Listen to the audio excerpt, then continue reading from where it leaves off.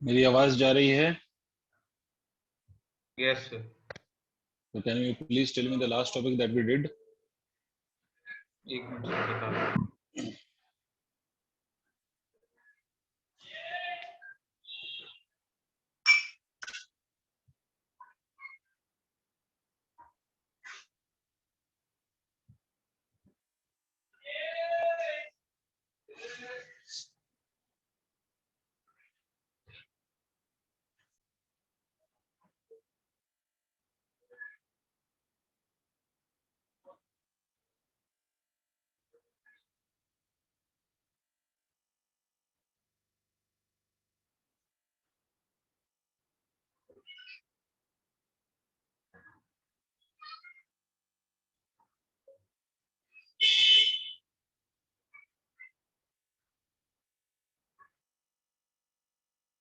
किसी को नहीं मिला लास्ट टॉपिक?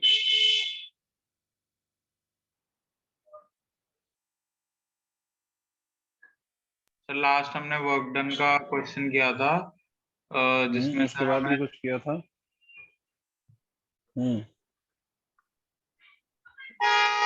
क्वेश्चंस करा रहे थे आप वर्क डन के। वर्क डन के क्वेश्चन के बाद कुछ और डिस्कशन नहीं किया था हम लोगों ने? कंजर्वेटिव, नॉन कंजर्वेटिव, ऐसा कुछ? नहीं सर। अच्छा, वर्क डन का लास्ट क्वेश्चन क्या था, बताइए तो जरा। तो जो मैंने लास्ट किया है सर, वो उसमें फोर्स टाइम के रिस्पेक्टिव में दिया हुआ था, और हमें अच्छा, F is equal to T square था, और हमें वर्क डन बताना था। ठीक है। चलिए, तो ये तो वर्क का हमने डिफरेंट डिफरेंट फॉर्म पे क्वेश्चन देख लिया है। Now let us talk about conservative and non conservative forces, फिर उसके बाद हम एनर्जी वगैरह पे डिस्कशन करेंगे। तो अभी की जो सबसे पहला डिस्कशन है, that is about the conservative and non conservative force. अब नॉन कंजर्वेटिव और कंजर्वेटिव का क्या मतलब होता है, इस बात को आप समझिए। तो I deal this conservative and non conservative with example. तो मैं पहले दो सिचुएशन आपको दिखा रहा हूं, दो सिचुएशन में आपको एक्सप्लेन करने की कोशिश करूंगा, and you have to just observe the work done by the force whether it is depending on the path or not. ठीक है, that you have to observe. तो देखो, मान लो अगर एक सिचुएशन में ये ले रहा हूं कि यहाँ पर there is a body, let's say the body has a mass of m, and the force acting on this body is mg, and it is taken to a height of h. ये जो body है वो h height पे हम ले गए। ठीक है, h हाइट पे this body has been taken to a height of h, and we want to find out the work done by the mg। देखो, अगर आपने ऊपर बॉडी को पहुंचाया है तो इट मींस कि you must have applied some external force as well. But अभी जो मैं चाहता हूं वो ये है कि वर्क डन बाय mg कितना है, that what I want to check. ठीक है, मुझे ये मतलब नहीं है कि मैंने एक्सटर्नल फोर्स कितना लगाया या नहीं लगाया, उस पर भी मैं कोई डिस्कशन नहीं कर रहा हूँ। तो I am just trying to find out the work done by the gravity और द ग्रेविटेशनल फोर्स, जो भी आप कह लें। तो यहां पर अगर आप देखेंगे बेटा, तो mg is acting in the downward direction and displacement is in the upward direction. तो मैं यहां पर कह सकता हूं कि work done is nothing but minus of mgh when the body is taken to a height h along a vertical path। तो work done जो आया है वो mgh आया है with a negative sign. Negative sign just indicates that कि the force and displacement are not in the same direction, rather they are in the opposite direction. I hope आपको मेरी बात समझ में आ गई यहां तक। अब इसी बॉडी को मैं फिर से h हाइट पे पहुंचाऊंगा, बट कुछ इस तरह से, कुछ इस तरह से, ऐसे। मतलब आई will B moving this body along AB, then B to C, then C to D, D to E, and E to F, such that कि अभी भी जो इनिशियल और फाइनल पोजीशन के बीच का सेपरेशन है, that is still H, and the same body is being moved of mass M। पहले मैं उसको A से B पे ले जा रहा हूं, ऐसे। ठीक है, तो जब मैं यहां से यहां जाऊंगा A से B पे, तो अनडाउटेडली mg जो लग रहा होगा वो अभी डाउनवर्ड डायरेक्शन में, mg always acts in the downward direction, right? Yes sir. आपको नहीं लगता कि यहाँ पर जो एंगल है between mg, that is the force, and the displacement in which the along which the body is being moved from A to B, ये displacement और ये फोर्स अगर आप देखें तो दोनों परपेंडिकुलर हैं। This means that work done from A to B is undoubtedly zero, because आपको मालूम है कि जब भी फोर्स और डिस्प्लेसमेंट के बीच का एंगल 90 डिग्री होगा तो वर्क डन जीरो होगा। करेक्ट है भाई? Yes sir. Yes sir. ठीक है, अब फर्दर चलते हैं कुछ और। इस वाली हाइट को let me consider it as h1 और इस वाली हाइट को let me consider it as h2 such that के h1 plus of h2 is nothing but is equal to h। I hope सबको समझ में आ गया।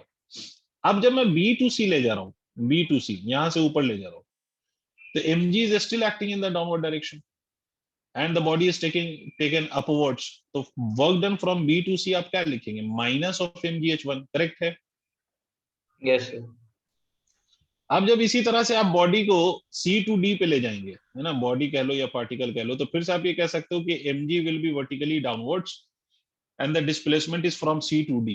तो यहाँ पर अगर आप वर्क डन कैलकुलेट करेंगे, work done in taking the particle again from C to D, तो अगेन इट विल बी 0, क्योंकि बेटा अभी भी एंगल 90 डिग्री है, करेक्ट है बेटा। अब इस वाले पाथ पे ले जाओ d टू e पे, तो mg is acting in the downward direction and the displacement is upwards which is exactly equal to h2, तो work done from d to e अगर आप लिखेंगे तो it will be equal to minus of mg h2। now the last is e to f। अगर आप e से f पे जा रहे हैं तो again mg is acting in the downward direction and displacement is towards right, तो work done in going from e to f will again be equal to 0। इसका मतलब in taking the particle from A to F, अगर मैं total work done निकालूं, work done net work done, तो work is a scalar quantity, तो simply हम उसको add कर सकते हैं। तो यहाँ पर आपको दिखाई दे रहा होगा एक जीरो है, एक माइनस ऑफ mgh1 है, फिर प्लस ऑफ जीरो है, प्लस माइनस ऑफ mgh2 है, फिर उसके बाद equal to sorry plus of zero है। दिख रहा है, मैंने सारे वर्क लिख दिए। इन सबको अगर ऐड करोगे तो आपको नहीं लगता minus of mg you can take as common, तो h1 plus of h2 and h1 plus of h2 was nothing but h। इसका मतलब ये अभी भी माइनस ऑफ mgh आ रहा है या नहीं आ रहा है? Yes sir. इसका मतलब कि अगर आप किसी पार्टिकल को सेम हाइट पे ले जा रहे हो, मतलब you are giving it a same displacement, doesn't matter कि आपका पाथ कैसा है, मतलब if the particle is taken from same initial position to final position along different paths, और अगर फोर्स जो लग रहा है उस पर उसका वर्क डन अगर सेम आए, तो ऐसा force the work done of which is independent of the path along which the particle is taken from initial to final position, ऐसे फोर्स को हम कंजर्वेटिव फोर्स कहते हैं। क्या मेरी बात समझ में आई? यहां पर देखो mg का वर्क पाथ पे डिपेंड नहीं कर रहा है। आपने जब इनिशियल से फाइनल पोजीशन में पहुंचाया, सीधा सीधा ऊपर लेके चले गए along the vertical direction, then also you have got the work done as minus of mgh। और जब एक स्टेप लाइक स्ट्रक्चर पे आपने उसको उसी हाइट पे पहुंचाया but along this step like structure, तब भी आपका work done minus of mgh आ रहा है। इसका मतलब this work is independent of the path, that means it is not depending on the path. कौन सा work? Work done by this force which is mg। तो ऐसा कोई सा भी फोर्स जिसका वर्क डन पाथ पे डिपेंड नहीं करता, उस फोर्स को हम कंजर्वेटिव फोर्स कहते हैं। क्लियर है? तो अब आपको समझ में आ गया होगा कि नॉन कंजर्वेटिव क्या होगा। तो भाई नॉन कंजर्वेटिव फोर्स ऐसा फोर्स होगा the work done due to which will be dependent on path. अगर पाथ डिपेंडेंट है वर्क डन किसी भी फोर्स का, तो वो force will be non conservative. और वो अगर पाथ इंडिपेंडेंट है work done by a force, तो वो force will be conservative. Did you understand? Please tell me yes और no. Sir ji yes sir sir. हम स्टेप में ले जा रहे थे तो हमारा हॉरिजॉन्टली तो 0 वर्क डन था, बट अगर हम स्लोप पे ले जाएं तब भी यही होगा, तब भी यही होगा। आपको मैं शो कर दूंगा अभी, बट पहले आप डेफिनेशन लिख लीजिए, तब भी यही आएगा, डोंट वरी। वो भी मैं शो कर दूंगा आपको। पहले आप डेफिनेशन जो मैं लिखा रहा हूँ वो लिख लीजिए। Right the definition. If the work done by a force is independent of the path, if the work done by a force is independent of the path along which, if the work done by a force is independent of the path along which the particle is taken from initial to final position,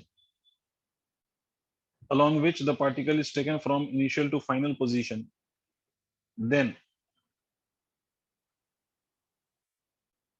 then the force is known as conservative. Then the force is known as conservative. Then the force is known as conservative. लिख लिया? तब उस force को हम क्या कहेंगे बेटा? Conservative ji. Then the force is called as conservative या known as conservative, जो भी लिखा हूं. सर ये भी लिखना है? पहले तो डेफिनेशन लिख लो. Then the force is known as Okay, conservative. लिख लिया? Yes sir. बच्चों मेरे लाल. अच्छा, इसके बाद लिखिए whereas.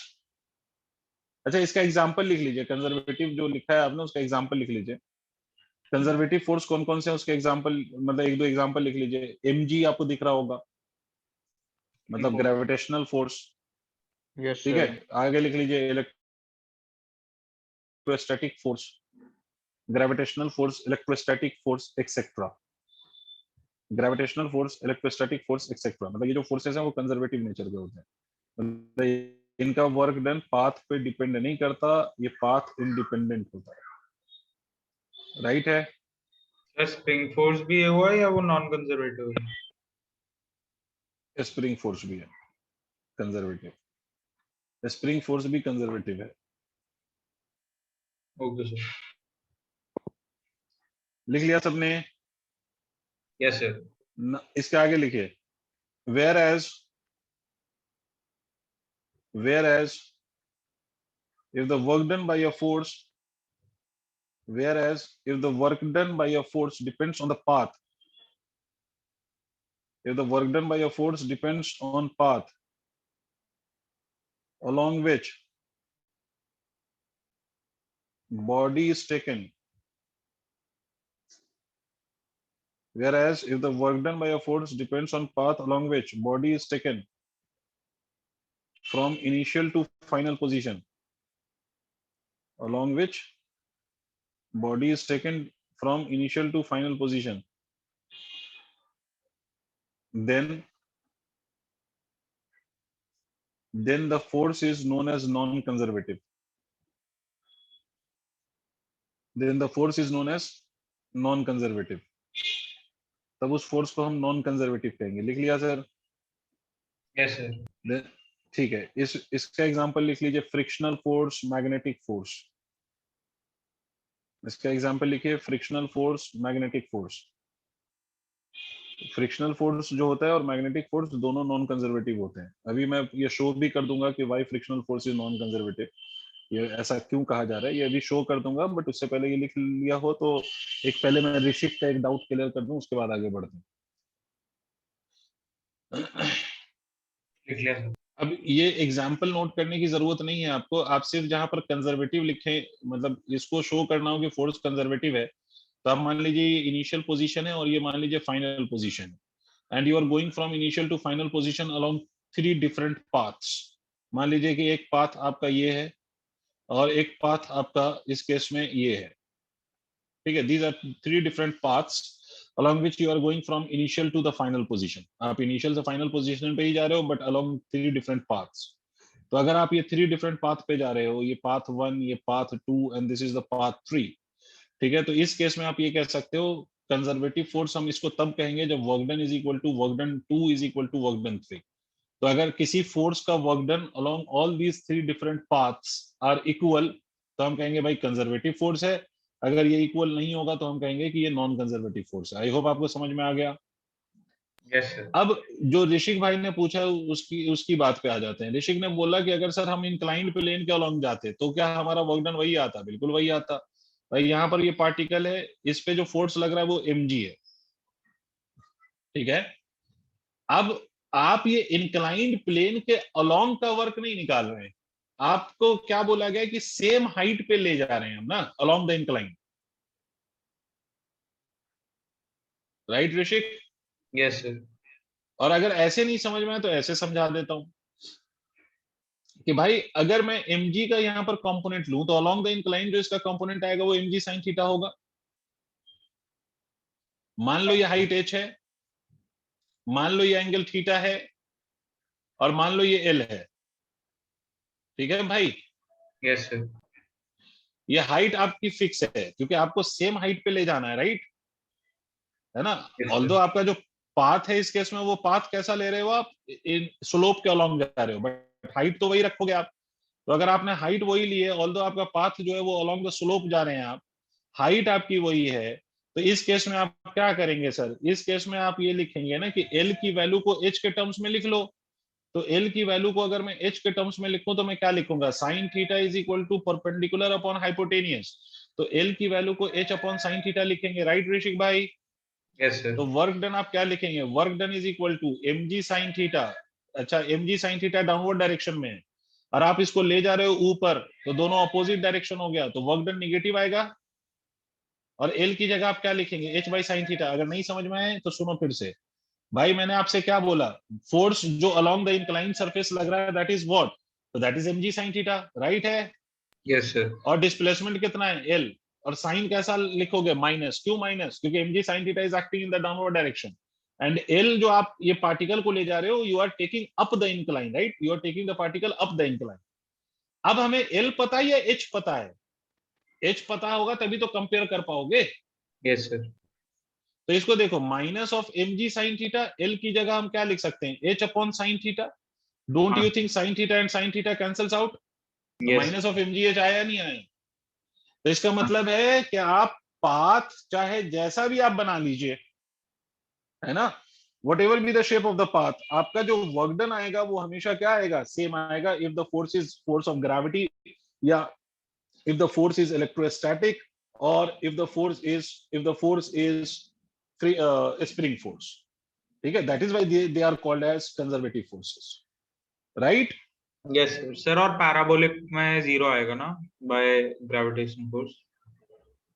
क्यों जीरो आएगा भाई, पैराबोलिक पाथ पे जीरो। सर फाइनल में भी वो ड्रॉप कर जाएगा ना फ्लोर पे, तो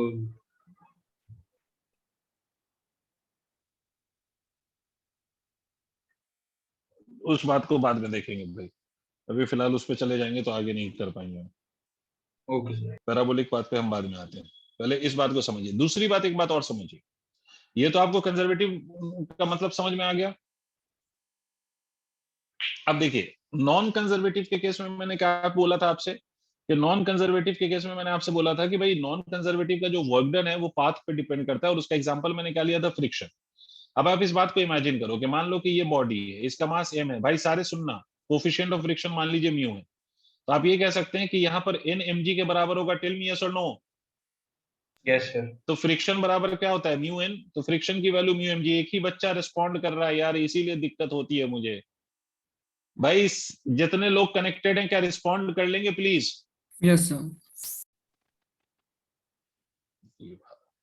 और मान लो ये डिस्प्लेसमेंट x है, तो फ्रिक्शन, अगर ये बॉडी आगे जा रही है तो फ्रिक्शन किधर लगेगा, फ्रिक्शन पीछे की तरफ लगेगा। तो अगर फ्रिक्शन पीछे की तरफ लगेगा तो वर्क डन क्या आएगा, work done will be equal to F into x with a negative sign. Negative क्यों लगाया, डिस्प्लेसमेंट आगे फ्रिक्शन पीछे, minus of mu mg x आएगा ना वर्क डन। देख लीजिए पहले, अगर समझ में आया तो ठीक है, नहीं तो आगे बढ़ते हैं। मतलब दोबारा बताता हूँ भाई, आप लोगों को समझ में आया तो बताइए, नहीं आया तो बताइए ना। तो दोबारा से एक्सप्लेन कर दीजिए एक बार। सर फिर से बता दो। फिर से सुनो बच्चों, मैंने आपसे क्या बोला, हम यहाँ पर अगर फ्रिक्शन का वर्क कैलकुलेट करना चाहते हैं, इस सरफेस पे जो कोफिशिएंट ऑफ फ्रिक्शन है दैट इज म्यू। इस सरफेस का जो कोफिशिएंट ऑफ फ्रिक्शन है वो म्यू है, और बॉडी को डिस्प्लेस किधर हो रही है, बॉडी आगे, मतलब इसका डिस्प्लेसमेंट इधर है x। तो फ्रिक्शन तो आपको मालूम है पीछे लगता है, बोलो हाँ या ना। Yes sir. हाँ सर। ठीक है, तो अगर ये फ्रिक्शन पीछे लगता है तो वर्क डन बाय जो फ्रिक्शन होगा that will be equal to minus of fx, because friction and the displacement both are not in the same direction, rather they are in the opposite direction. तो यहाँ पर यही तो करेंगे बेटा, है ना, माइनस लगाएंगे ना। Yes sir. राइट है, राइट है, राइट है। अच्छा, अब इसको हमने माइनस लगा दिया, तो अगर हमने इसमें माइनस लगा दिया तो अब क्या हो जाएगा सर, अब देखिए कि यहाँ पर फ्रिक्शन की जगह हम क्या लिखते हैं, फ्रिक्शन आपको याद होगा कि friction is written as equal to mu N, right. Yes sir. अब अगर आप फ्रिक्शन को म्यू एन लिखेंगे तो एन यहाँ पर किसके बराबर है ऋषिक साहब, एन mg के बराबर है। हाँ सर। तो ये क्या लिखेंगे आप, माइनस ऑफ म्यू mg क्योंकि फ्रिक्शन बराबर mu N, N M G के बराबर, तो minus of mu M G X लिखेंगे या नहीं, प्लीज बताइए।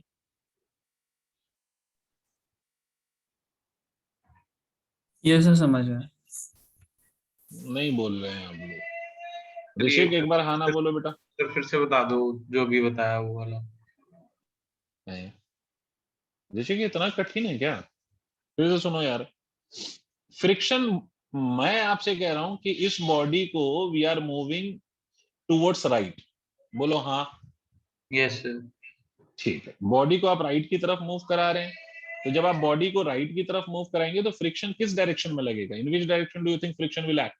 Left. if the body is going towards right, right left, तो अगर डिस्प्लेसमेंट राइट है और फोर्स लेफ्ट की तरफ लग रहा है तो वर्क डन बाय फ्रिक्शन क्या होगा, negative F into x with a negative sign। Yes और सर। फ्रिक्शन को मैं क्या लिख सकता हूँ, friction can be written as equal to minus of mu N multiplied by X. Yes और n किसके बराबर है यार, यहाँ पर mg के बराबर है क्या, तो हाँ, minus of mu mg multiplied by x, यही तो है ना वर्क डन। हाँ सर समझ गया। यस। अब मैं इसी पार्टिकल को मैं इतना ही डिस्प्लेसमेंट प्रोवाइड करूंगा but on an inclined surface, ठीक है, जिसकी डिस्प्लेसमेंट x है। सिर्फ क्या किया मैंने, पाथ चेंज कर दिया, मतलब पाथ चेंज करने का मतलब इन सेंस कि वो पाथ अभी हॉरिजॉन्टल था जिसको मैंने इंक्लाइन कर दिया, ठीक है। तो अब यहां पर अगर आप इसको ऊपर मूव करा रहे हैं, अभी फिर से समझिए, आप इस पार्टिकल को ऐसे ले जा रहे हैं तो फ्रिक्शन इधर लगेगा, बोलिए हाँ या ना। ऊपर की तरफ n होगा, नीचे की तरफ n किसको बैलेंस कर रहा होगा, mg cos थीटा को। अब लॉज ऑफ मोशन भूल गए हैं तो बहुत दिक्कत होगी सर। देखिए पहले ये समझ में आया हो तो आगे बताऊंगा। यस सर समझ गया। यस सर, आ गया। तो n किसके बराबर है, n is equal to mg cos theta, तो फ्रिक्शन क्या होगा, friction will be equal to mu n, that is equal to mu mg cos theta. अब अगर मैं यहां पर वर्क डन लिखूं तो work done will be equal to force of friction multiplied by the displacement which I have taken x only with a negative sign। See this? Did you understand till here? तो Yes, friction की value को हम क्या लिख सकते हैं, minus of mu mg cos theta multiplied by displacement, right. अब यहां पर देखो ये वाला वर्क और ये वाला वर्क, आर दे सेम और they different? Different too sir. Different. Different. ये क्यों डिफरेंट हुआ, because I have just changed the path. पहले जो मेरा पाथ था that was exactly horizontal, now this path is inclined, so since I changed the path, work done also changed। Path को हमने change कर दिया तो वर्क डन भी क्या हो गया, वर्क डन भी चेंज हो गया, हुआ ना। इसका मतलब फ्रिक्शन का जो वर्क डन है it is path dependent, right. तो because work done by friction is path dependent, hence कैसा ये कहलाएगा, ये कैसा फोर्स कहलाएगा, non this will be called as non conservative force. सबको समझ में आ गया? Yes sir. यस अब सर। एक और इसका पॉइंट है जिस पे हम डिस्कशन करेंगे रिलेटेड टू कंजर्वेटिव और नॉन कंजर्वेटिव। आई होप कि आप लोगों को समझ में आ गया कि भाई ऐसा कोई भी फोर्स जिसका वर्क डन पाथ पे डिपेंड नहीं करता वो कंजर्वेटिव है, और ऐसा फोर्स जिसका वर्क डन पाथ पे डिपेंड करेगा that will be called as non conservative force. सीधी बात है, सीधी कहानी, ठीक है। अब आगे सुनिए, दूसरी बात समझाता हूं आप लोगों को। इसको मैं इरेज कर रहा हूं सर।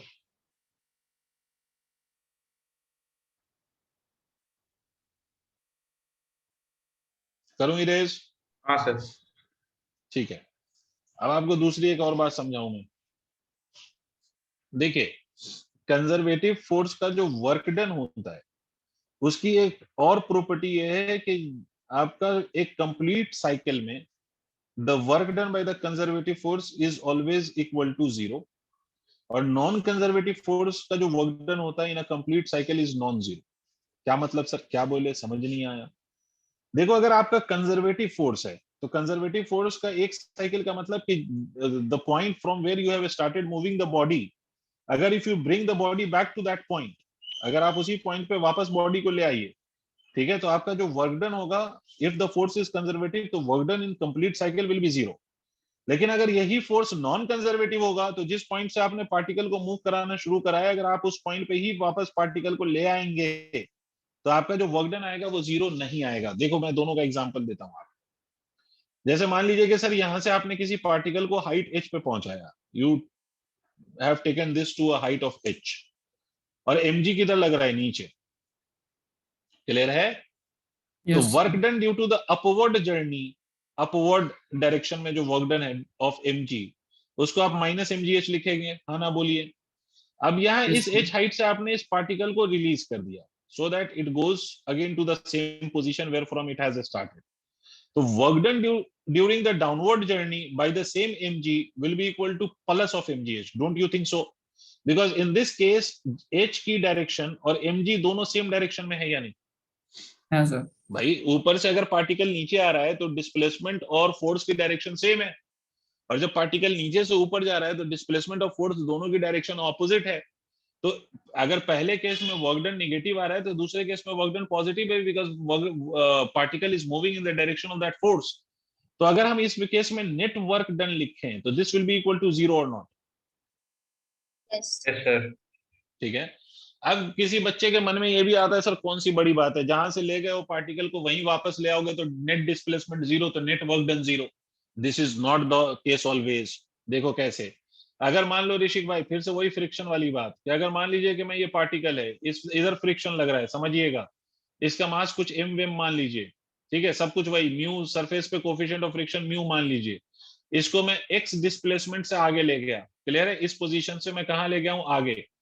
तो आगे ले जाने का जो वर्क डन होगा वो क्या लिखोगे आप, minus of mu M G multiplied by X. Why are you writing minus? Because आप आगे ले जा रहे हो और फ्रिक्शन किधर लगेगा, पीछे। क्लियर? अब इसको हम फिर से वापस इसी पोजीशन पे ला रहे हैं, तो जब हम इसको इधर इधर से इधर लाएंगे by the same displacement x, तो अब फ्रिक्शन क्या है, उसी डायरेक्शन में लगेगा या friction will get reversed? Sir reverse हो जाएगा। रिवर्स हो जाएगा। तो वर्क डन 2 अगर आप लिखेंगे तो फिर से minus of mu M G X, if you add them up तो net work done will be equal to minus of 2 mu M G X, which is not equal to 0। 0 तो नहीं आया ये, यस सर। है ना? तो this will be non zero. इसका मतलब है, और ये कब नॉन जीरो होगा, whenever you have a force of non-conservative nature, so in that case the work done in a complete cycle will always be a non-zero value, and when you have a force of conservative nature, then the work done in a complete cycle will always be equal to 0। I hope आपको मेरी बात समझ में आ गई। तो दूसरा point लिख लें आप, जो मैं आप लोगों को लिखवा रहा हूं वो लिख लीजिए। Work done by conservative force in a closed, work done by conservative force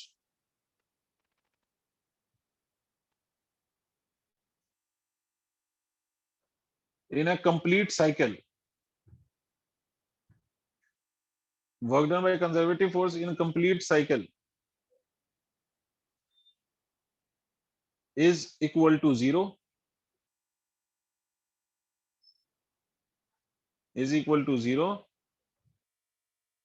whereas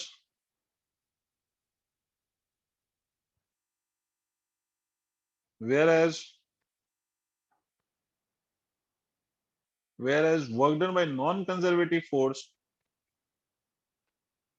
whereas work done by non-conservative force in a complete cycle is non-zero।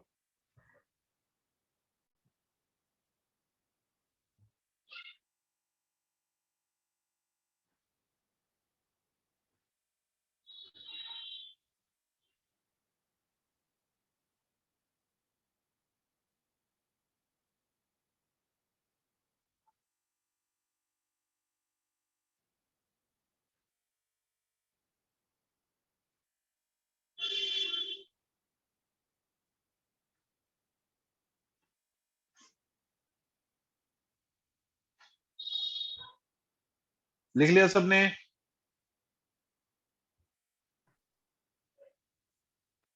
Yes sir, लिख लिया। Yes, sir. ठीक है। तो this was about the conservative and non conservative forces. तो हमें पता है conservative force का क्या मतलब है, नॉन कंजर्वेटिव फोर्स का क्या मतलब है, कि ये सारी कहानी डिपेंड करती है कि आपका वर्क को डिफाइन करने के लिए whether you need a path to define or not. उस केस में हम कहेंगे कि भाई अगर पाथ इंडिपेंडेंट है, पाथ पे डिपेंड नहीं कर रहा वर्क, तो वो कंजर्वेटिव है, अगर पाथ पे डिपेंड कर रहा है तो नॉन कंजर्वेटिव कहलाएगा। अब हम आते हैं इसके बाद, वर्क के बाद हम नेक्स्ट जो हमारी कहानी है, that is the discussion on energy. अब हम एनर्जी पे डिस्कशन करेंगे सर। तो एनर्जी आप लोगों को मालूम है कि एनर्जी का बेसिक मतलब क्या होता है, तो you all very well know that कि एनर्जी का मतलब होता है कैपेसिटी टू परफॉर्म वर्क। भाई कितनी कैपेसिटी है आपके अंदर to perform work, that is basically called as energy. तो एनर्जी जो सिंपली क्या कहलाएगा, कैपेसिटी टू परफॉर्म वर्क। ठीक है, सिंपल सी डेफिनेशन एनर्जी की, capacity to perform work is called as energy. Energy is nothing but capacity to perform work. Capacity to perform work is called as energy. Capacity to perform work is called as energy. अब generally energy कई type की हो सकती है, but आप लोगों को जो इस चैप्टर में जो एनर्जी पढ़ना है वो सिर्फ दो टाइप की एनर्जी पढ़नी है। You just have to study about the two types of energy. One will be kinetic energy. Kinetic energy, वैसे एनर्जी के कई सारे टाइप्स हैं बेटा। हीट एनर्जी भी एनर्जी है, लाइट एनर्जी भी एनर्जी है, साउंड एनर्जी भी एनर्जी है ना, इलेक्ट्रिक एनर्जी अलग है। तो एनर्जी के कई सारे टाइप्स हैं, there are different types of energy, but इस चैप्टर में आपको दो तरह की एनर्जी पढ़नी है, एक काइनेटिक एनर्जी और दूसरी जो आपकी एनर्जी होगी वो होगी पोटेंशियल एनर्जी। अब पोटेंशियल में भी फर्दर आपको दो टाइप की एनर्जी पढ़नी है। पोटेंशियल एनर्जी में कौन कौन सी पढ़नी है आपको, तो एक पढ़ना है आपको ग्रेविटेशनल पोटेंशियल एनर्जी, जो इस चैप्टर में हम पढ़ेंगे gravitational potential energy, gravitational potential energy. और दूसरी जो हम पढ़ेंगे वो कौन सी होगी, elastic potential energy of spring, elastic potential energy of spring. तो this is what we have to discuss. ठीक है, एनर्जी में इतना कुछ पोर्शन हमें पढ़ना है जिसमें एक कंजर्वेशन ऑफ एनर्जी का भी कॉन्सेप्ट आएगा और जिसमें एक वर्क एनर्जी थ्योरम भी आएगा। बट अगर एनर्जी को हम देखें तो इस चैप्टर में जो एनर्जी है वो यही एनर्जीज हैं जो हमें पढ़ना है। ठीक है साहब, आगे बढ़ूं, इरेज करूं इसको?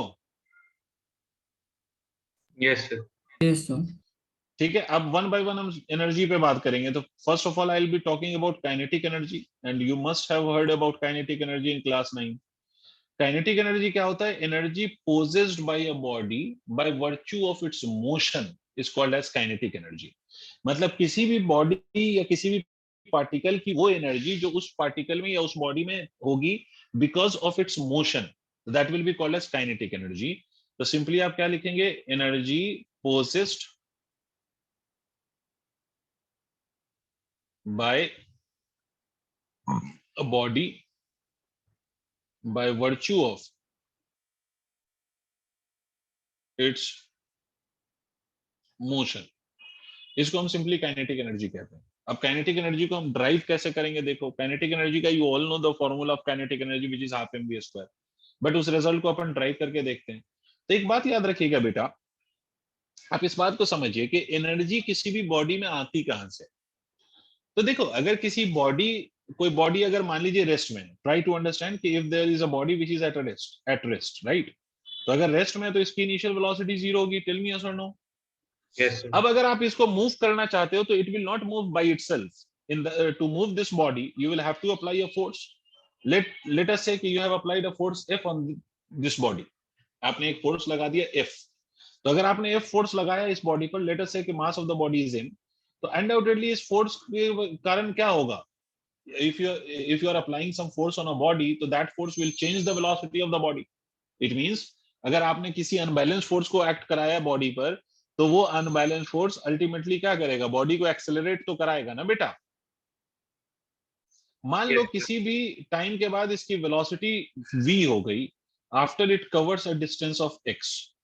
तो एक बात सोचो कि from this initial position to the final position when it velocity becomes v, इस पोजीशन से इस पोजीशन तक, मतलब इसके बीच का जो डिस्प्लेसमेंट है x, till this displacement of x this force must have done some work on the body. Yes sir. और आप जो वर्क करोगे दैट वर्क क्या होगा, वो वर्क ऐसा तो नहीं है कि वर्क लॉस हो जाएगा। जो भी आप वर्क कर रहे हो उसका लॉस नहीं होता, वो क्या होता है, that gets stored in the body, and in this case it will be stored in the body in the form of kinetic energy. फिर से मैं रिपीट कर रहा हूं कि जितना आप किसी भी बॉडी पे वर्क करते हैं वो वर्क उस बॉडी में क्या होगा, एनर्जी के फॉर्म में स्टोर हो जाएगा। जैसे फॉर एग्जांपल अगर मान लीजिए कि आप किसी बॉडी को नीचे सरफेस से लेके आप h हाइट पे रख दो, तो नीचे से उठा के अगर आपने h हाइट पे पहुंचा दिया, तो इस प्रोसेस में आपने वर्क किया, और जो आपने वर्क किया इस प्रोसेस में, वही वर्क उस बॉडी के अंदर किस फॉर्म में स्टोर हो जाएगा? एनर्जी के फॉर्म में। उस केस में जो एनर्जी होगी that would be the gravitational potential energy. Yes sir. समझ रहे हैं आप लोग? और यहाँ पर आपने जो वर्क किया उसने क्या किया? बॉडी की वेलोसिटी को चेंज किया।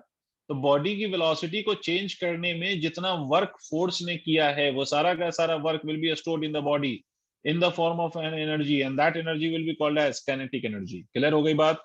इसका मतलब वर्क निकालना है तो आप क्या निकाल, मतलब काइनेटिक एनर्जी निकालना है तो क्या निकाल लीजिए? आप वर्क डन निकाल लीजिए, and from that you will get the formula for the kinetic energy. तो देखो, आपको मालूम है sir, work done can be written as equal to F D X. अगर मैं एक जनरल केस ले लूं, एक ऐसा केस जिसमें आप ये मान लीजिए कि आपका जो फोर्स है वो वेरी कर रहा हो। समझ रहे हैं बेटा? Yes yes. सर।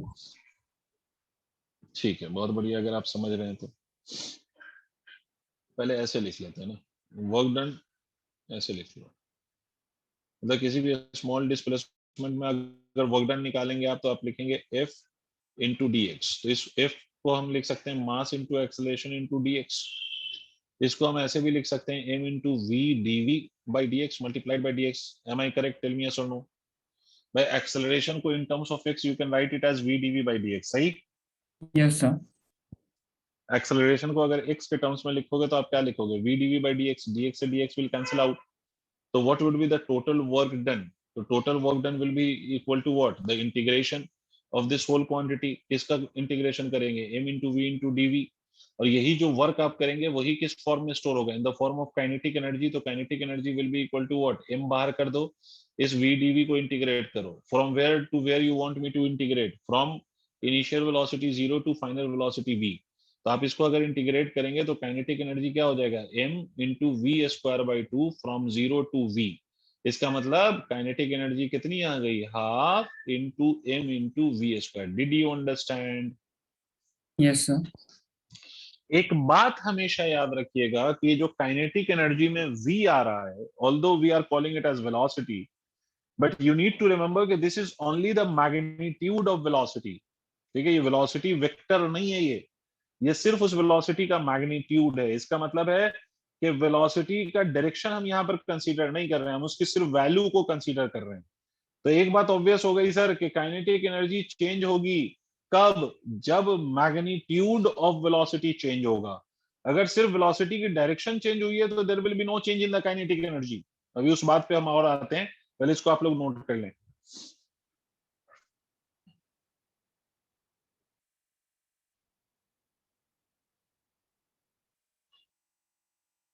सर इसके डेरिवेशन में हमने वर्क एनर्जी वो थ्योरम लगा दिया। वर्क एनर्जी थ्योरम भी यही है मोर और लेस। हाँ सर। ठीक है, बट सर उसमें वर्क को हाँ हमने उसमें काइनेटिक एनर्जी से इक्वेट कर दिया। बिल्कुल बिल्कुल दोनों का रिलेशन एक ही है। तो इसको काइनेटिक एनर्जी का डेरिवेशन कह लीजिए या वर्क एनर्जी थ्योरम कह लीजिए, दोनों का एक ही मतलब है। बट वो वर्क एनर्जी थ्योरम को हम आगे डिफाइन करेंगे। अभी तो इसको समझ लीजिए कि काइनेटिक एनर्जी हमने ड्राइव किया है। एंड अनडाउटेडली कोई भी जो एनर्जी होती है ना ऋषिक, वो सिंपली वर्क डन के बराबर ही होती है। मतलब आप जितना वर्क करेंगे वही तो उस बॉडी की एनर्जी को चेंज करेगा। एनर्जी का चेंज तभी आएगा जब आप किसी बॉडी पे वर्क करें। Yes sir.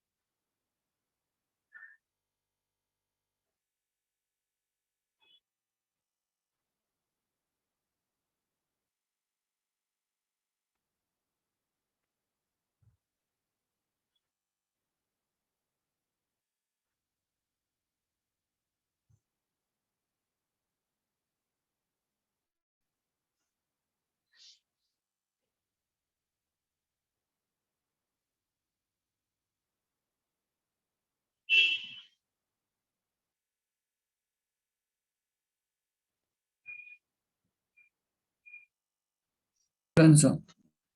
Very good. अब देखिए, ये तो हो गई काइनेटिक एनर्जी, और याद रखिएगा कि ये भले मैंने वेलोसिटी वेलोसिटी बोला है, बट याद रहे कि this is the only the magnitude of velocity and there is no direction of velocity involved in this case. तो ये मैग्नीट्यूड है, इसका मतलब इन अदर सेंस आप इसको स्पीड भी कह सकते हैं। और काइनेटिक एनर्जी कब चेंज करेगी? तो for a moving body kinetic energy will only change when the speed will change, ठीक है, नॉट डायरेक्शन, ओनली स्पीड। अब देखो एक बात और समझ में आएगी अभी, और इस बात को और इलैबोरेट करूंगा, बट उससे पहले एक चीज समझो। काइनेटिक एनर्जी का जो हमने फॉर्मूला लिखा है सर, वो लिखा हमने half into M into we square, right है, यही लिखा। इसको I am going to multiply and divide by M, ठीक है। काइनेटिक एनर्जी का जो फॉर्मूला है उसको मैं एम से मल्टीप्लाई और एम से डिवाइड कर रहा हूं, कर सकते हैं ना? Yes sir. तो मैं इसको m से मल्टीप्लाई भी कर रहा हूँ और m से डिवाइड भी कर रहा हूँ। अगर मैं इसको m से मल्टीप्लाई m से डिवाइड कर दूंगा बेटा, तो इसको मैं ऐसे लिख सकता हूँ m square v square divide by 2m। तो इसको मैं ऐसे भी लिख सकता हूँ kinetic energy is equal to mv का स्क्वायर डिवाइडेड बाई 2m। लिख सकता हूँ बेटा, हाँ ना बोलो। Yes who will sir. Tell me कि what is meant by mv? mv क्या चीज है? Momentum, linear momentum. Very good, linear momentum. तो इसको मैं p स्क्वायर बाई 2m लिख सकता हूँ। इसका मतलब kinetic energy and momentum has a relation and that relation is kinetic energy is equal to p square by 2m। मतलब अगर, अब एक बात समझिएगा कि अगर आपकी काइनेटिक एनर्जी चेंज हो रही है तो मोमेंटम चेंज होगा, और अगर मोमेंटम चेंज हो रहा है तो काइनेटिक एनर्जी चेंज होगा। यही मतलब हुआ ना इस फॉर्मूले से। यस एक सर। बात समझो लॉजिकली, फिर नोट करते रहना कि भाई अगर आपकी काइनेटिक एनर्जी चेंज हो रही है तो मोमेंटम चेंज होगा, मोमेंटम चेंज हो रहा है तो काइनेटिक एनर्जी चेंज होगी।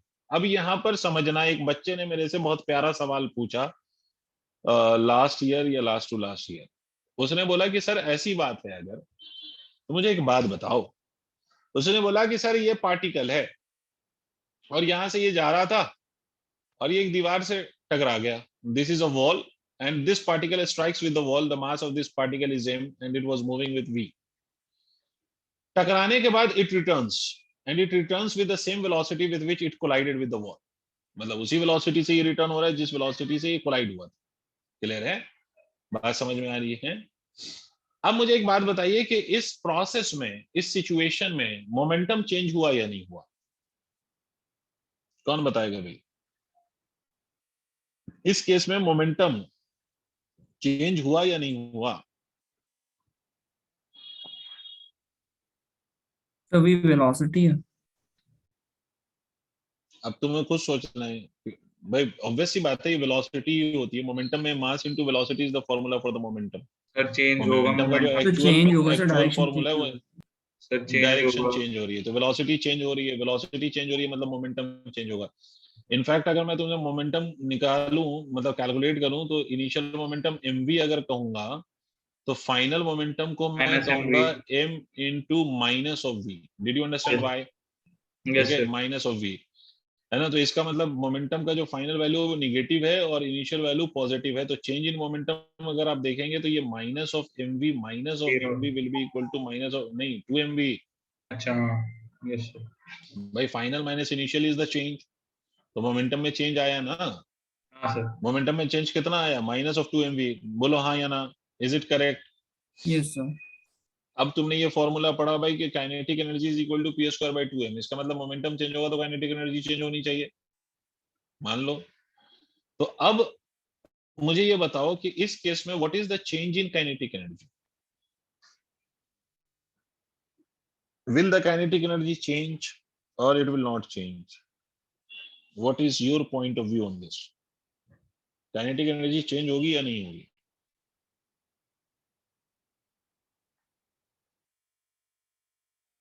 क्या हुआ, परेशान हो गए? नहीं सर, एक मिनट। सोचो सोचो।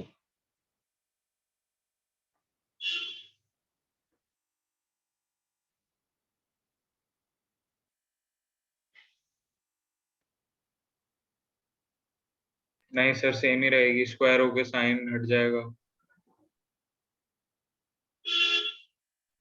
इनिशियल और फाइनल सर सेम ही रहेगा।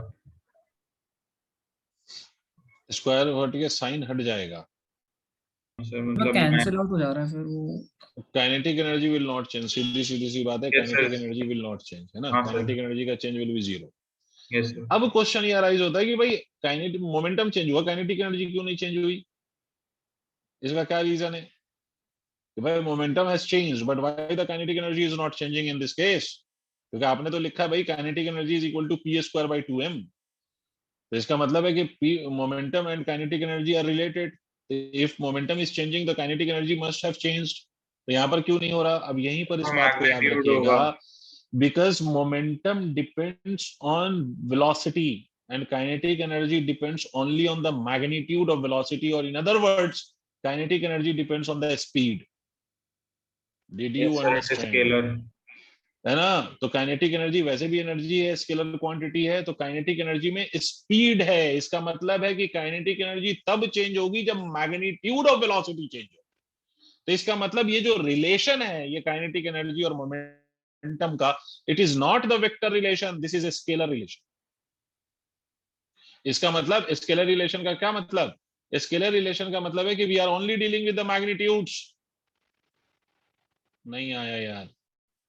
Yes sir. स्केलर रिलेशन का क्या मतलब? वी आर हाँ, only dealing with the magnitudes, we are not dealing with the direction. This is the meaning of scalar relation. कि हम सिर्फ मैग्नीट्यूड की बात कर रहे हैं, हम डायरेक्शन की बात नहीं कर रहे हैं इस केस में। क्लियर हो गया यस सर। सबको? हाँ सर। ठीक है, तो ये रिलेशन लिख लिया आपने, काइनेटिक एनर्जी और मोमेंटम वाला यस हाँ सर। सर। रिलेशन लिख लीजिए।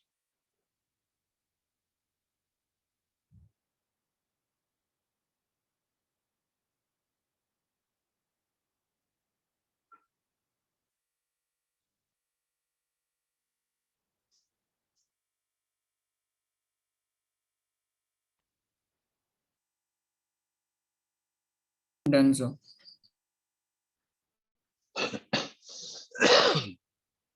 चलिए सर, अब इस पे बेस एक क्वेश्चन देख लीजिए जो हर जगह होता है, फिर उसके बाद आगे बढ़ते हैं। तो एक क्वेश्चन है हमारा कि लिख लीजिए, momentum of a particle of mass m, momentum of a particle of mass m, momentum of particle of mass m increases by 20%। 20 नहीं बल्कि 100% लिख लो। Momentum of particle of mass m increases by 100%। ठीक है, by what percent its kinetic energy will increase? By what percent its kinetic energy will increase? Sir 100% increase हुआ है। हाँ, momentum में 100% का इंक्रीज हुआ है। The question is कि by what percentage its kinetic energy will increase? 4 times। 4 times means what? I'm asking about the percentage. अच्छा।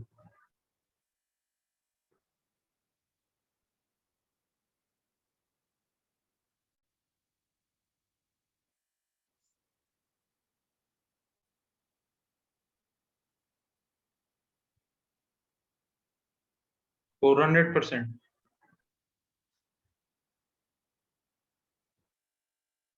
400% आ रहा है क्या?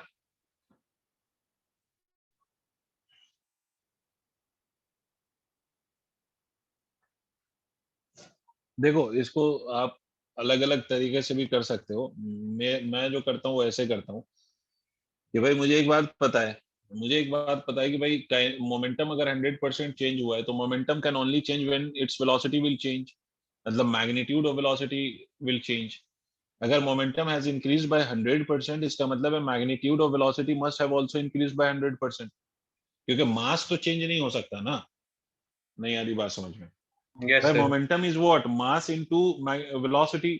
तो अब उसने 100% का इंक्रीज बोला है, तो 100% का अगर इंक्रीज बोला है तो कुछ डायरेक्शन वायरेक्शन तो मेंशन नहीं कर दिया है ना हमको। तो मैं तो यही मानूंगा कि भाई magnitude of the velocity has increase by 100%। तो जितना परसेंटेज वेलोसिटी का मैग्नीट्यूड ऑफ वेलोसिटी में इंक्रीज आएगा, उतना ही परसेंटेज जो होगा वो मोमेंटम का भी इंक्रीज होगा। तो मैं ये कह सकता हूं कि if initial velocity, if I am assuming this has to be v, So final velocity, don't you think will be v plus of 100% of v? Say something. Yes, So sir. v plus of 100 by 100 times of v, इसका मतलब ये हो गया twice of v. सही? Yes, sir. Yes, ये sir. सबको समझ में आ गया? तो अब देखो initial kinetic energy, if you write initial kinetic energy, it will be equal to half into mv square. What would be the value of final kinetic energy? तो final kinetic energy will be equal to half into m into 2v का square. तो हमसे पूछा percentage change in kinetic energy, percentage change in kinetic energy. तो ये क्या होता है? ये होता है final kinetic energy minus of initial kinetic energy upon initial kinetic energy multiplied by 100. भाई जब भी आपसे परसेंटेज चेंज पूछा जाए ना, तो आप क्या करेंगे? Change divided by the initial value. ठीक है, तो इसको आप सिंपली ये कर देना है, change divided by initial value. तो kinetic energy final is what? तो काइनेटिक एनर्जी फाइनल को मैं ऐसे भी लिख सकता हूं 4 into half into m into v का स्क्वायर माइनस ऑफ इनिशियल, तो हाफ mv का square divided by half into m into v का square into 100 because we have to convert it into percentage. तो आपको दिख रहा होगा ऊपर half mv square can be taken as common. तो ये 4 minus 3 becomes 3 divided by half mv square is in the denominator multiplied by 100. So half mv square will cancel out this half mv square, मतलब 300% is the answer, not the 400. हाँ, yes, sir. Sir मैंने change के बजाय उसको percent निकाल दिया, कितने percent हुआ है इनिशियल के, अच्छा, क्योंकि सर वो सिर्फ 4 into half mv square upon half mv square into 100 हो जाता है.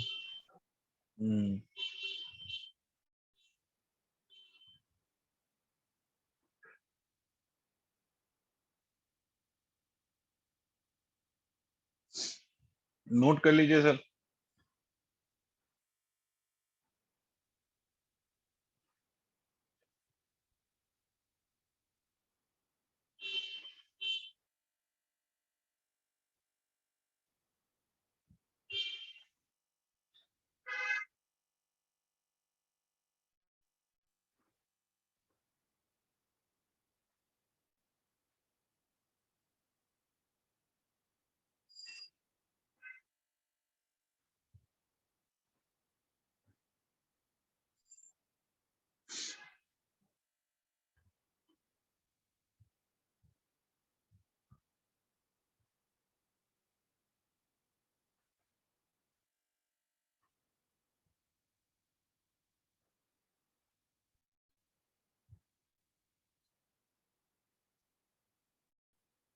कर लिया सर नोट. कर लिया नोट. ठीक है, अब दूसरे एनर्जी पे डिस्कशन करते हैं. वर्क एनर्जी थ्योरम पे तो आगे आएंगे हम. पहले हम बाकी ग्रेविटेशनल पोटेंशियल एनर्जी भी एटलीस्ट डिस्कस कर लें, उसके बाद फिर हम वर्क एनर्जी थ्योरम पे आएंगे. तो पहले इंडिविजुअली सारी एनर्जी पे डिस्कशन कर लेते हैं. अब देखो ग्रेविटेशनल पोटेंशियल एनर्जी क्या है. तो ग्रेविटेशनल पोटेंशियल एनर्जी सिंपली क्या है सर? तो energy possessed by a body. पहले तो समझो पोटेंशियल एनर्जी क्या है. तो पोटेंशियल एनर्जी के बारे में अगर मैं कहूं आपसे, तो पोटेंशियल एनर्जी हम सिंपली कह सकते हैं energy possessed by a body by virtue of its position और कन्फिगरेशन. पोटेंशियल एनर्जी का मतलब होता है बेटा कि किसी भी बॉडी के अंदर energy because of its position और by virtue of its configuration is called as potential energy. तो इसको आप लिख सकते हैं energy possessed by a body by virtue of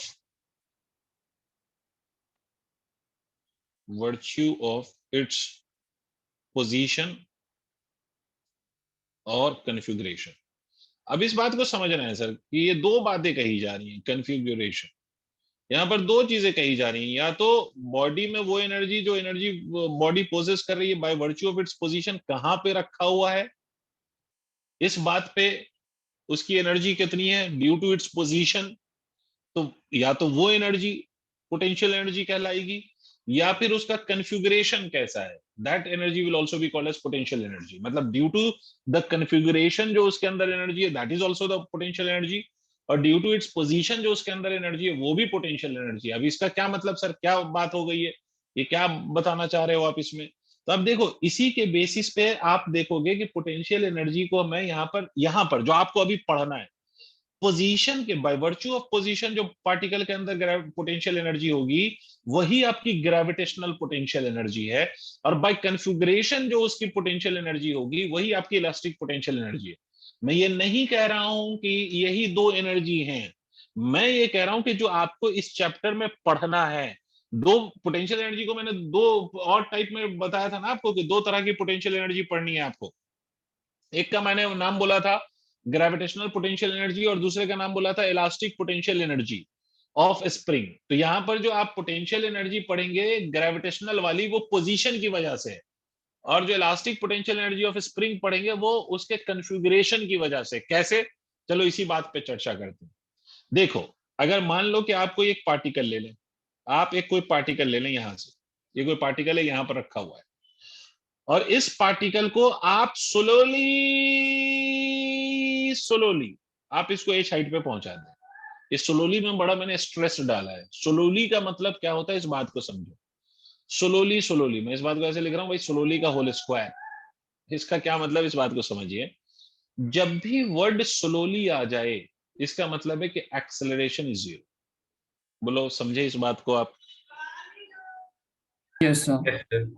और इस पार्टिकल का मास मान लीजिए m है, तो इस पार्टिकल पे एक तो फोर्स लग रहा होगा mg, and if you want to take this body to a height of h, so undoubtedly you will have to apply the external force, and आप ये चाहते हो कि इस बॉडी को मुझे एक्सेलरेट नहीं कराना है, I don't want to accelerate this body. तो एक बात तो ऑब्वियस है कि अगर आप इसको एक्सेलरेट नहीं कराना चाहते हो, आप ये नहीं चाहते कि ये एक्सेलरेट करे, तो आपका जो एक्सटर्नल फोर्स होगा this must be equal to mg। Think about it. हाँ सर। भाई एक्सटर्नल फोर्स mg के बराबर ही होगा ना? Yes sir. भाई जस्ट mg के बराबर कह लो, अगर नहीं समझ में आ रही है बात। कि भाई अगर कोई कह रहा है कि सर किसी के मन में आ जाती है बात, यार दसियों बार मैं ये समझा चुका हूं वैसे तो, कि mg की वैल्यू अगर 10 न्यूटन है तो external force should be slightly greater than 10।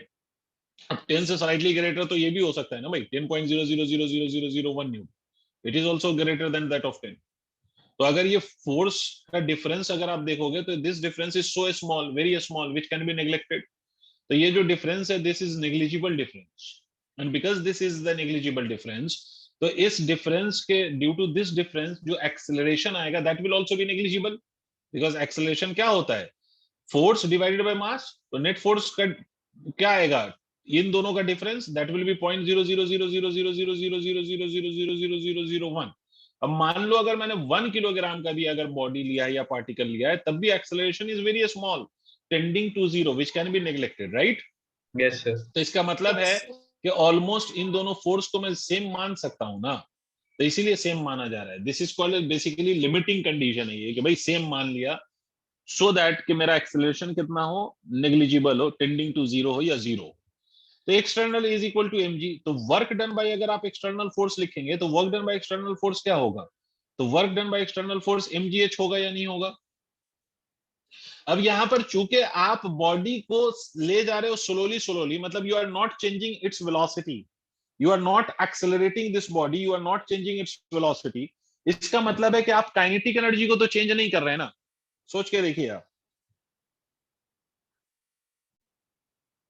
भाई, अगर आप इसको कांस्टेंट वेलोसिटी, एक्सेलरेशन 0 है ना बेटा, तो अगर आप कांस्टेंट वेलोसिटी से इसको मूव करा रहे हो, एक्सेलरेशन 0 है, कांस्टेंट वेलोसिटी से मूव करा रहे हो, तो काइनेटिक एनर्जी में कोई चेंज आएगा क्या?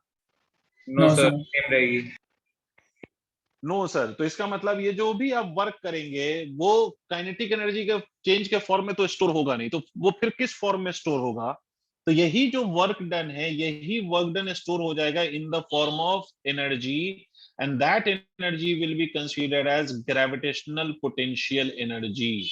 इसी को आप mgh लिखते हो। मतलब जितना एक्सटर्नल फोर्स ने वर्क किया वो सारा का सारा work in taking the particle or the body to a height of h, वो सारा का सारा वर्क इस पार्टिकल या बॉडी में स्टोर हो गया, किस फॉर्म में, एनर्जी के फॉर्म में, और वही एनर्जी कौन सी एनर्जी कहला रही है, तो that energy is basically the gravitational potential energy. से something, did you understand? Yes, sir. Yes sir. ठीक है, इसको नोट करो।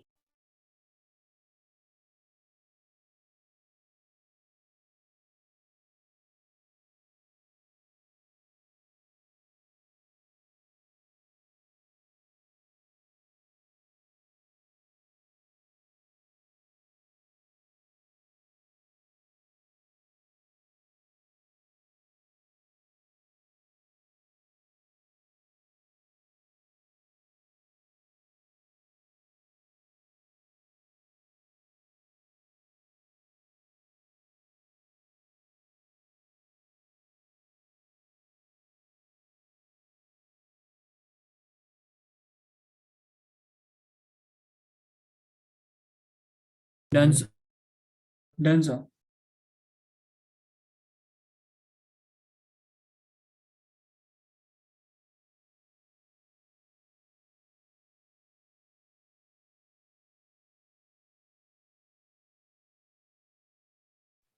ओके, तो ये आपको समझ में आ गया पोटेंशियल एनर्जी का क्या मतलब हुआ, कि सर आपने इसकी पोजीशन चेंज कर दी। अगर मैं इसको थोड़े अच्छे फिजिक्स के फॉर्म में कहूं तो ये ग्रेविटेशन में भी वैसे पढ़ेंगे हम। मतलब ये जो है बेटा, आप ग्रेविटेशनल फील्ड सुना है कभी आप लोगों ने? ग्रेविटेशनल फील्ड कभी सुना है? Have you heard this name, gravitational field? Yes sir. Yes, sir. मतलब अर्थ की जो ग्रेविटेशनल फील्ड है, उसी में हम क्या कर रहे हैं, इस बॉडी की पोजीशन को चेंज कर रहे हैं। तो इस बॉडी की पोजीशन को चेंज करने में जो मुझे वर्क करना पड़ेगा, वही वर्क उस बॉडी में स्टोर हो जाएगा in the form of gravitational potential energy. Clear है सर?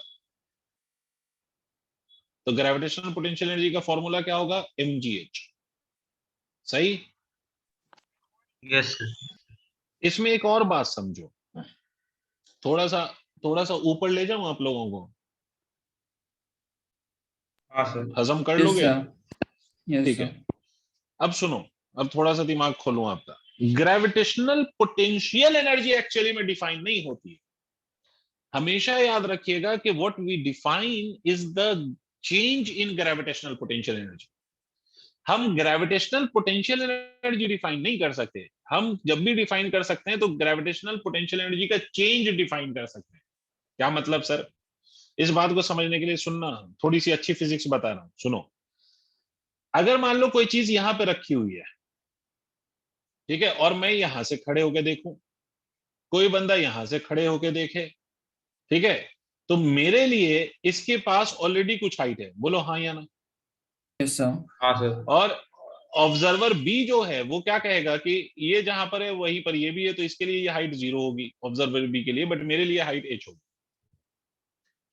तो अगर हम कहां से ऑब्जर्व कर रहे हैं इसके बेसिस पे अगर देखा जाए, तो मैं ये कह सकता हूं कि भाई यहां पर जब है तो ये इसके पास ऑलरेडी ग्रेविटेशनल पोटेंशियल एनर्जी है, बट बी क्या कहेगा कि नहीं, मेरे लिए तो इसकी ग्रेविटेशनल पोटेंशियल एनर्जी 0 है। क्लियर? तो डिपेंडिंग ऑन द फैक्ट कि आप कहां से ऑब्जर्व कर रहे हैं, मतलब आपका रेफरेंस क्या है जिससे आप हाइट को मेजर कर रहे हो, मतलब कहां से आप हाइट को मेजर कर रहे हो, that will be considered as your reference. तो उस रेफरेंस के बेसिस पर आपकी जो पोटेंशियल एनर्जी की वैल्यू वो सबके लिए अलग अलग होगी। हाँ समझ सर। रहे हो? तो इसका मतलब अगर मैं अर्थ पे किसी ऑब्जेक्ट को अज्यूम कर रहा हूं, अर्थ के सरफेस पे, तो अर्थ के सरफेस के रिस्पेक्ट में अगर हम देखें तो मैं यहां पर कहूंगा कि ग्रेविटेशनल पोटेंशियल एनर्जी 0 है। बट अगर मैं अर्थ के अंदर जाके बैठ जाऊं, इमेजिन करो कि अगर मैं अर्थ के अंदर जाके बैठ जाऊं और यहां से अगर मैं बैठ के इसको देखूं, तो मेरे लिए इसकी ग्रेविटेशनल पोटेंशियल एनर्जी 0 नहीं होगी। नहीं होगी। नहीं होगी। इसका मतलब मैं ये नहीं कह सकता कि इसकी कोई फिक्स वैल्यू नहीं डिफाइन कर सकता मैं। अब खुद समझिए, can we define the fixed value of this? No, No, sir. Because it depends on the reference line कि आपने रेफरेंस कहां पे चूज करा है। हाँ, ये बात अलग है कि रेफरेंस लाइन आप कहीं पर भी अज्यूम कर सकते हैं, तो पोटेंशियल एनर्जी हर रेफरेंस के रेस्पेक्ट में अलग अलग होगी, but difference of potential energy हमेशा सेम रहती है। क्या बोले सर? कुछ भी नहीं समझ में आया? समझो, मान लो मैं एक रेफरेंस लाइन ये मान लो, रेफरेंस लाइन मतलब जहां से आप हाइट मेजर करें, और दूसरी रेफरेंस लाइन मैं ये मान रहा हूं। क्लियर है बेटा? ये दूसरा रेफरेंस लाइन मैं यहां मान लेता हूं कि दूसरा रेफरेंस लाइन ये 2 है और ये रेफरेंस लाइन 1 है, ये 2 है।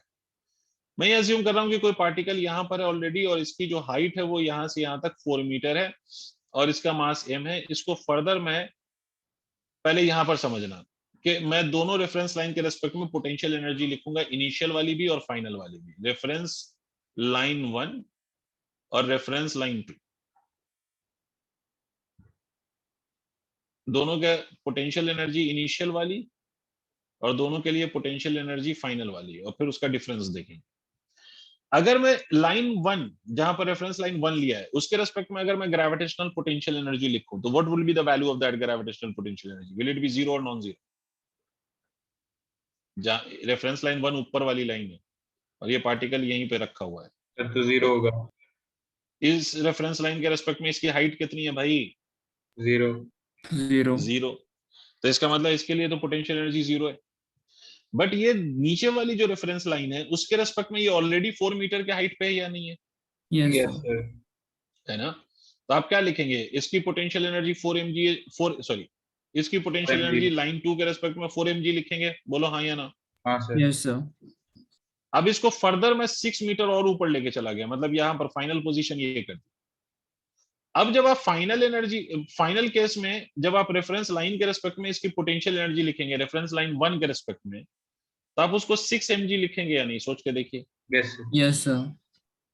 और जब आप इसके रेस्पेक्ट में लिखेंगे रेफरेंस लाइन 1 के रेस्पेक्ट में, तो आप 10 इसको 10 10 mg हो mg जाएगा। लिखेंगे। मानते हो? तुम हाँ, खुद sir. ऑब्जर्व करो, क्या दोनों के लिए रेफरेंस लाइन 1 और रेफरेंस लाइन 2 के लिए पोटेंशियल एनर्जी की वैल्यू, इंडिविजुअल वैल्यू अलग अलग आ रही है या नहीं? Yes, sir. सर आ रही है। लेकिन अगर मैं इसका चेंज निकालूं, change in potential energy for reference line 1, तो फाइनल 4 है, इनिशियल 0 है, तो ये 4 mg हो गया। हाँ सर। सॉरी मैं गलती कर रहा हूँ। ये फाइनल रेफरेंस लाइन 1 के लिए फाइनल 6 mg है और इनिशियल कितना है? 0। हाँ ये सर। 6 mg हो गया। और रेफरेंस लाइन 2 के लिए अगर ये चेंज निकालो 2 के लिए, तो फाइनल कितना है? 10 mg और इनिशियल कितना है? 4 mg। तो ये कितना हो गया? 6 mg हो गया। देखो तो Yes, sir. पोटेंशियल एनर्जी का डिफरेंस दोनों के लिए सेम आया या नहीं आया? Yes, yes sir. सर आएगा। आ गया। Although the reference lines are at different positions, दोनों के लिए जो हाइट है पार्टिकल का वो अलग अलग है, still you are getting the potential energy difference to be same. इसीलिए मैंने क्या बोला कि एक्चुअली में what we define is the difference of potential energy. ठीक है, हम क्या डिफाइन करते हैं? Difference of potential energy. तो थोड़ी अच्छी फिजिक्स में अगर हम बात करें तो mgh जो है वो आपका डिफरेंस ऑफ पोटेंशियल एनर्जी है। हाँ, अगर आपने जहां से पार्टिकल को मूव कराया है, अगर आप रेफरेंस लाइन वहीं पर ले लो, मतलब इसको आप लिख सकते हो u final minus of u initial is equal to mgh। यही मतलब हुआ ना इसका। अगर मान लीजिए कि इफ u इनिशियल आपके अकॉर्डिंग 0 है, तो आप सिंपली पोटेंशियल एनर्जी को उस केस में u mgh लिख सकते हैं या नहीं? यस। इसका Yes, मतलब sir. पोटेंशियल एनर्जी जब भी आप डिफाइन करेंगे तो आप कहीं ना कहीं रेफरेंस लाइन मानेंगे और उस रेफरेंस लाइन के रिस्पेक्ट में आप अपनी पोटेंशियल एनर्जी को डिफाइन करेंगे। तो एक बात हमेशा याद रखिए कि जहां पर आप रेफरेंस लाइन अज्यूम करेंगे ना, जहां पर आप रेफरेंस लाइन अज्यूम करेंगे वहां पर आपकी जो ग्रेविटेशनल पोटेंशियल एनर्जी होगी वो 0 होगी, और रेफरेंस लाइन आप कहीं पर भी अज्यूम कर सकते हैं। ठीक है, तो अगर मान लीजिए मैंने इसको रेफरेंस लाइन मान लिया, ये रेफरेंस लाइन है मेरा, अगर मैं रेफरेंस लाइन पे हूं तो इस यहाँ पर जो मेरी ग्रेविटेशनल पोटेंशियल एनर्जी होगी वो 0 होगी। अगर मैं रेफरेंस लाइन के ऊपर जा रहा हूं तो ग्रेविटेशनल पोटेंशियल एनर्जी पॉजिटिव लिया जाएगा, बिकॉज हाइट आप पॉजिटिव कंसीडर करेंगे। और अगर आप रेफरेंस लाइन के नीचे जा रहे हैं तो आप हाइट को निगेटिव अज्यूम करेंगे, तो ग्रेविटेशनल पोटेंशियल एनर्जी भी कैसी अज्यूम करेंगे? आप निगेटिव अज्यूम करेंगे। क्लियर हो गई बात? Yes, sir. Yes sir. तो कभी भी ग्रेविटेशनल पोटेंशियल एनर्जी मेजर करना है तो हम रेफरेंस कहीं पे भी मान सकते हैं। और क्यों मान सकते हैं उसका रीजन मैं समझा चुका हूं कि difference of gravitational potential energy is independent of reference line. और हम जब भी डिफाइन करते हैं तो डिफरेंस को डिफाइन करते हैं, हम किसी पॉइंट के ग्रेविटेशनल पोटेंशियल एनर्जी को डिफाइन नहीं करते हैं। ठीक है, यस सर। नोट कर लिया? एक छोटी सी बात को जल्दी से नोट कर।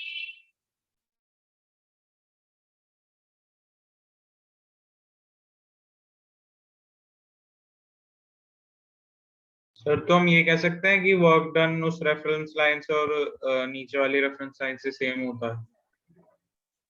सेम होता है मतलब वर्क डन सेम क्यों होगा? रेफरेंस लाइन के ऊपर वर्क डन और नीचे वर्क डन सेम होने का मतलब नहीं समझ पाया मैं, सवाल समझाओ मुझे।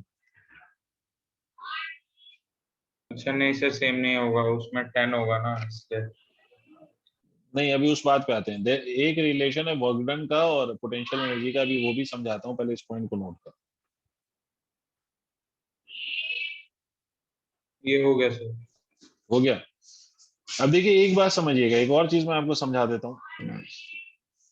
अगर आप देखें कि आपने किसी पार्टिकल को अगर आपने मूव कराना है ऊपर की तरफ, तो एक्सटर्नल फोर्स ऊपर की तरफ लग रहा है।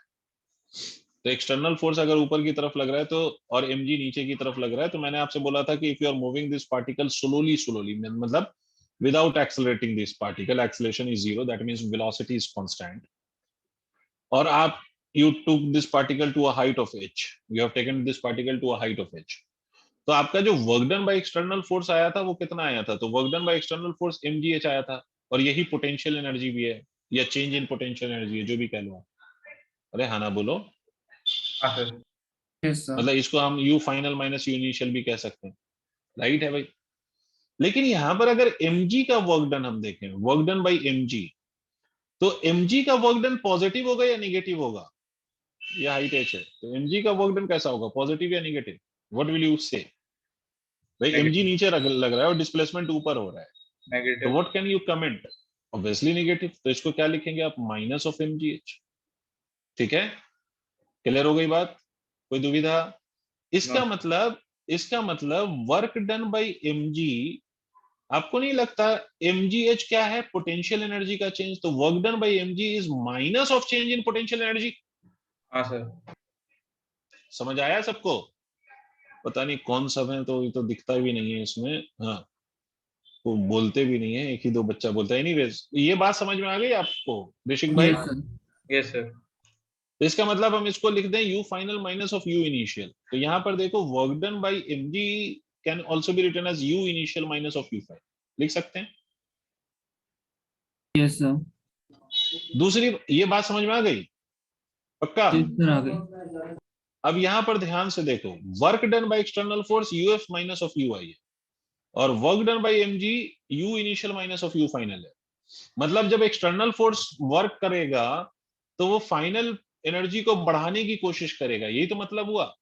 इसका मतलब u final minus of u initial का टर्म अगर पॉजिटिव आ रहा है, इसका मतलब है कि u final is greater than u initial, और ये u initial minus of u final पे पॉजिटिव आ रहा है, इसका मतलब u initial is greater than u final.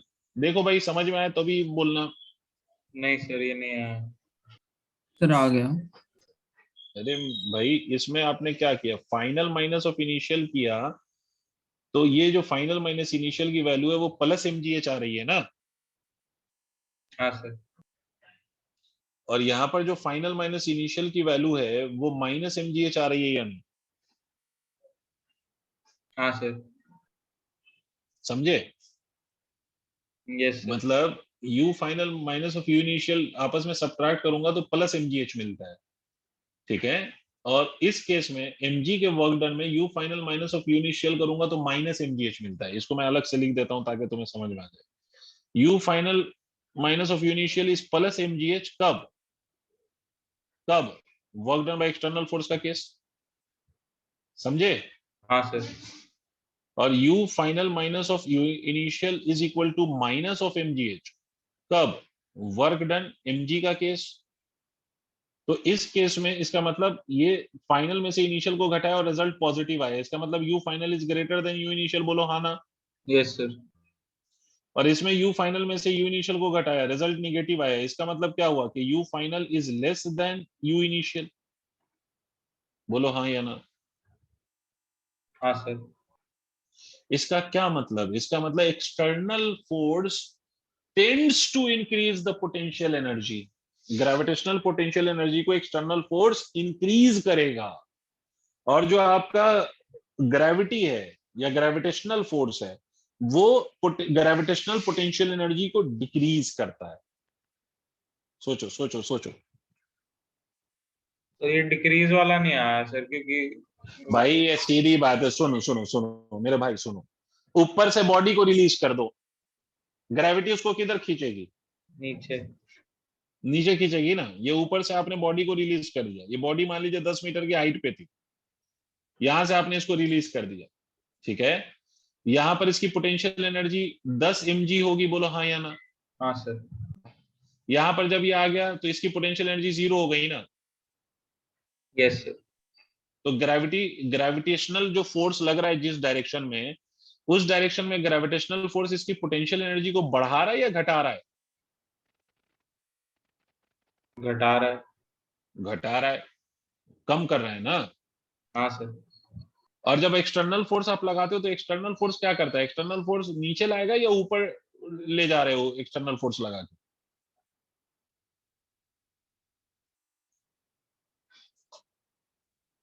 नीचे से ऊपर ले जाने के लिए एक्सटर्नल फोर्स लग रहा है ना। हाँ कैसे सर। लग रहा है? तो नीचे से ऊपर ले जा रहे हो मतलब हाइट को इंक्रीज कर रहे हो। यस हाइट को अच्छा। अगर आप इंक्रीज करोगे इसका मतलब है ग्रेविटेशनल पोटेंशियल एनर्जी बढ़ेगी। सही? Yes sir. बोलो ये सही। अच्छा, ऊपर से छोड़ दो तो ग्रेविटेशनल फोर्स लगेगा, और ग्रेविटेशनल फोर्स क्या करेगा? बॉडी को नीचे लाएगा, राइट? बोलो हाँ या ना। हाँ सर। तो जब बॉडी को नीचे लाएगा ग्रेविटेशनल फोर्स तो हाइट घटेगी, हाइट विल डिक्रीज। तो जब Yes. हाइट जब डिक्रीज होगी तो ग्रेविटेशनल पोटेंशियल एनर्जी के साथ क्या होगा? विल इट इंक्रीज और विल इट डिक्रीज?